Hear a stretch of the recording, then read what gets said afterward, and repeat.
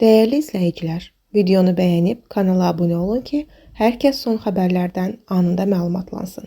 Qusar rayonunda 8 nəfərin xəsarət alması ilə nəticələnən avtomobil qəzası baş verib. Məlumata görə Qusar-Şahdağ avtomobil yolunda hərəkətdə olan mikroavtobus rayonun Çiləgir kənd ərazisində yoldan çıxaraq aşıb.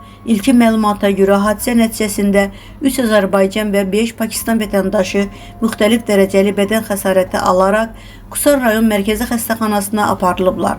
Hadisə ilə bağlı araşdırma aparılır.